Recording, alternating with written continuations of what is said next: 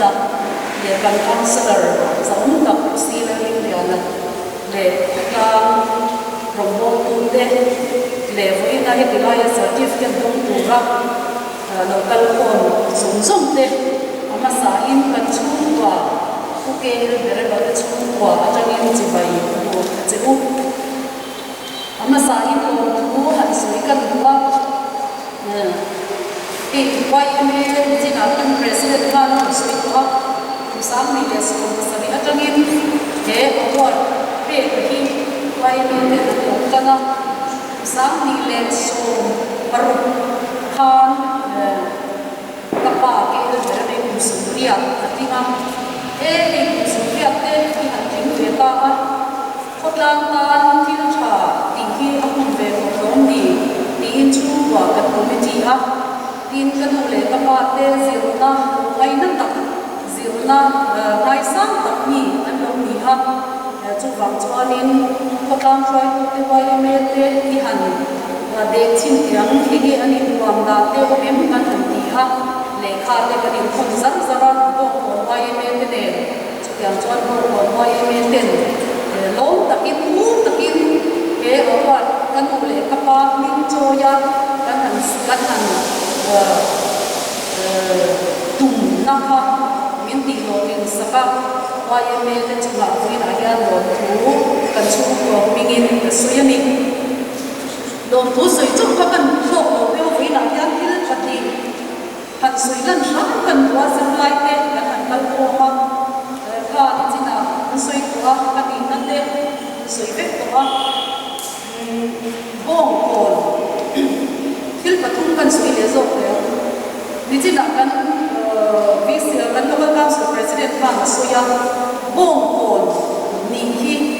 kan no kan lai te chuan a hring thin te mani thi ka kan sui lang ram tua ke po hi le kasrin pha ya te kum thina engineer kan sir lai cha kan ta kan sira option ate kan hanin mama kan ta te po mizo service ate kan hanin mama te ko kin le kha kan sira mi koi ve ke ni kin ti yan ko ve ka ti ya na ko chi lo wa ti bom ve ki ni lo ko lo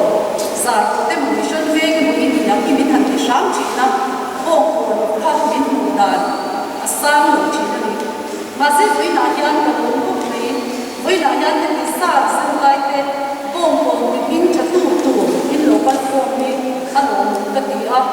ka lai kha kan han sui lam a ti tu chua le kha tai mat ta ka sira e bom ko ni tin cha tu ra in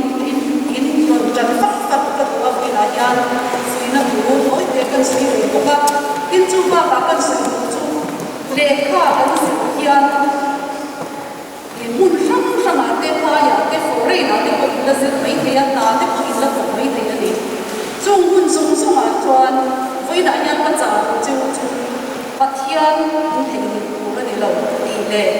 mizo culture hi in kan san ni ni lo ti ka cha chu a bi takin in chei na ko ga te le hian ka film ko ma ye me ma koi ku na ko mi la mizo kan ni ti kan te ani lo ni tin kan mizo trong te bo hi koi ku na ko mi la kan te ni lo me chia te bo mi ba te bo du wi ka san nam dak te ku la nei ri te foreign rama te bo na in na to mai te chu mu na te bo chuan in fa te thin ko in mizo trong hi in thiam ti ku la ni voi na ya in ru siam la in zir na te in to kin na te hi lal fa ba na ni in sia ata na ro ni na tu ta na in thiam na te ka wa ta ka ba ye ka kan nam kan kan cha hi kan san to ka tu ko ka chu chu oi te in kan sui ve an in ka lo me